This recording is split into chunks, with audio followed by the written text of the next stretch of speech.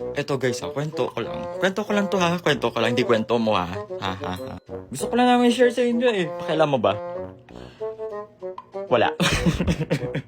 Wala kang magagawa kung gusto ko i-share 'to eh. Kung ayaw mo manood ng video ko, edi skip mo. Pero saglit lang, manood ka muna. Ewan ko kung nakaka-relate ka dito. Gusto ko lang naman malaman yung sign of aging na ba 'to. O siguro yung pagtatak mo talaga ng 30, ganun talaga yung nagiging... Pero ito yung talaga yung i-share ko. Di ba taga Iloilo ako? Dinagyang na dinagyang! 3 days yung dinagyang dito ha. Nagsiselebrate lahat ng Dinagyang Festival! Pero ako itong 30-hin. Tulog! Tulog na ayaw nang lumabas ng bahay para makipaghalubilo sa mga tao. Yung feeling ko takot-takot ako makipaghalubilo. Yung takot na takot ako makita ng mga tao. Ganito na ba talaga pag umapa ka ng 30?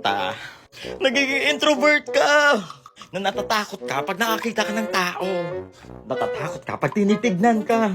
Yung feeling na gusto mong lumabas pero takot na takot ka. Takot na takot ka sa naririnig mo sa mga tao. Yung parang gusto mo na lang talaga magpahinga. 2 araw, 2 gabi, nasa bahay lang. Yung pagising mo, buong pamilya mo nandun na gumagala na sa Dinagyang Festival. Pero ako itong pagising mo, mag-isa na lang talaga. Pero trinay ko talaga gumala 1 araw, 1 gabi ha. Pero yung nangyari is naubos talaga yung social battery ko. Yung feeling ko talaga na gusto ko nang umuwi. Natakot ako sa maraming tao. Natakot ako makipaghalubilo at tinitignan ng mga tao. Sign of aging na ba to? Ewan ko. Or tito na talaga ako no, magiging daddy na ako. Rrrr. Yun lang, share ko lang. Ganun ba talaga pag 30 na? Ay naku Lord.